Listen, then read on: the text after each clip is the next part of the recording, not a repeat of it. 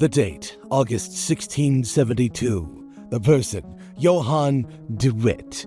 The place, the prison in The Hague. The purpose, to visit his brother Cornelius, who's been locked up on false charges of treason.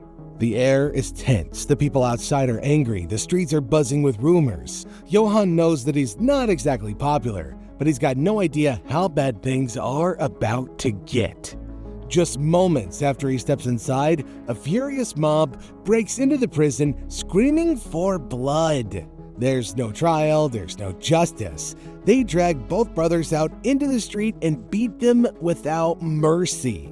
It's brutal, it's public, and it doesn't even stop at death. Their bodies are mutilated, strung upside down and left hanging like trophies. The crowd cuts off fingers and ears. They even sell pieces of the corpses as souvenirs. Some even claim parts of the brothers were cooked and eaten. Now, this wasn't just a killing, it was a straight-out horror show. But in that crowd, one man isn't there to cheer. He's not shocked. He's watching everything. Because this moment, as horrifying as it is, will soon become the inspiration for one of the darkest and most disturbing paintings in art history. And in today's video, we're going to talk about that painting and why it still haunts people today. I'm talking about the corpses of the De Witt brothers. And trust me, this isn't just some old dusty artwork, it's a brutal snapshot of one of the darkest moments in Dutch history. More disturbing than any horror movie, this painting stares straight into humanity's cruelest side and captures all elements of it. Now, before we go deeper into the painting itself, let's rewind for a moment. Who were the De Witt brothers and how did they end up at the center of such a horrifying scene? Cornelis de Witt, born in 1623 in Dordrecht, came from a wealthy, well-respected family. He was brave, intelligent, and held several important political roles, like mayor of his hometown and chief legal officer. He was also a war hero, known for his leadership in major naval battles like the raid on the Medway in 1667. But as political tides shifted and support for the monarchy grew, Cornelius found himself in a very dangerous position. Eventually, he was accused falsely of treason. They tortured him, hoping that he would confess. He never did, and still, they sentenced him to exile. His brother Johan was even more influential. As Grand Pensionary, basically the head of the Dutch Republic's government, he had led the country through its golden age. He supported democracy and firmly stood against bringing back royal rule under Prince William III of Orange. That made him powerful, but also one heck of a target. Then came 1672, known in Dutch history as the disaster year. France and England declared war. The Dutch army was struggling and the public was panicking. With fear came anger. With anger came rage, and that led to the dark side of the force. Naturally, people wanted somebody to blame, and Johan, once admired, became the scapegoat. The Orangist supporters rallied behind William III, who was soon called in to take control. On August 20th, 1672, Johan went to visit his brother in prison, but the crowd broke in a rage fueled by propaganda, lies, and fear, and dragged both brothers out and murdered them in the street. You know, killed them, tortured them, dismembered them, and hung them upside down like drained animals. Then we get into the whole, cutting off body parts, souvenirs, people cooking them and eating them, yada yada yada. Oh, and their hearts were also preserved in jars. Okay, back to the painting.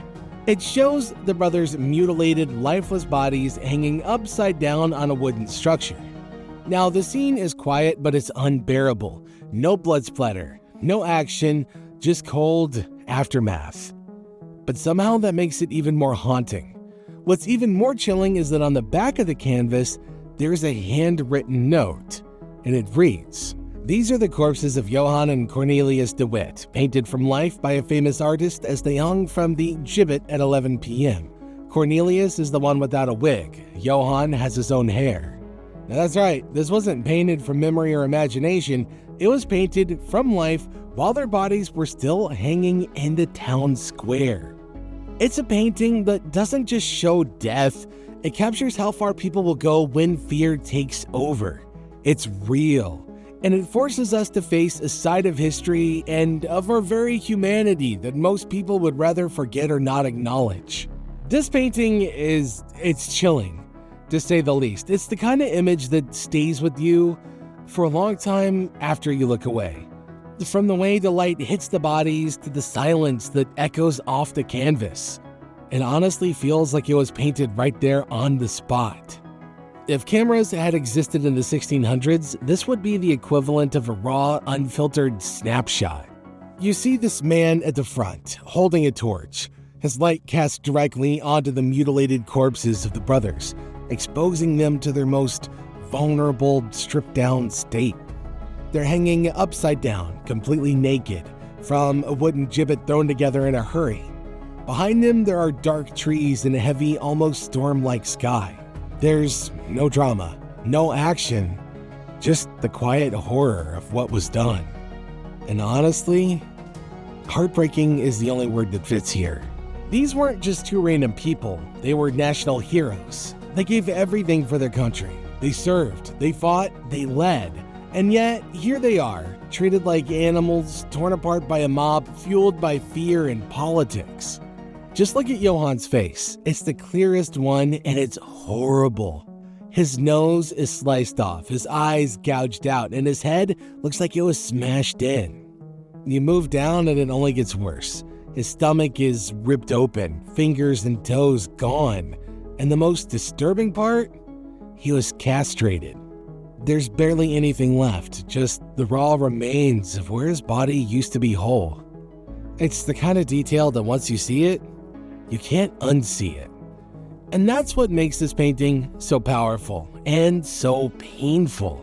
It's not just showing you violence, it's showing you the aftermath, the consequences. Where Goya's Saturn devouring his son is wild and feral, this is cold, final, real. The lighting is absolutely brilliant. It focuses your eye, drags you in, and forces you to face the scene.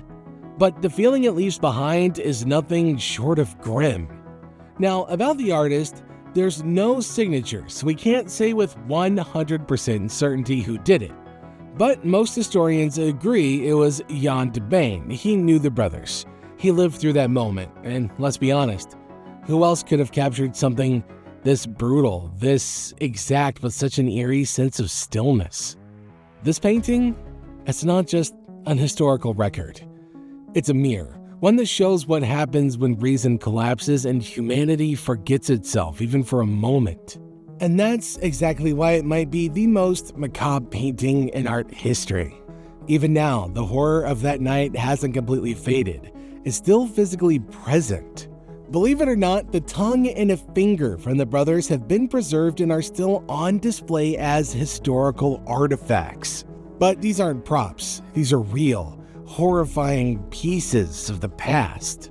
Proof of just how far a furious mob can go when things spiral out of control. And the painting itself, it still hits hard. If you ever visit the Rijksmuseum in Amsterdam, you can stand right in front of it. And when you do, don't expect to just glance and move on. This piece stares back at you. It shows what happens when power, fear, and anger explode without limits.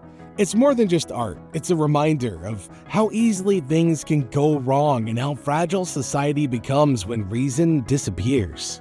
And finally, there's one strange detail I haven't even talked about yet. The cat. There's a cat in the painting, and it doesn't do anything, doesn't attack or react, it just watches. Which kind of makes it even creepier. Is it just a background detail, or did the artist or whoever painted this add it for a reason? Could it be a symbol of silent judgment, or maybe just a cold reminder that life goes on, no matter how horrific things might end?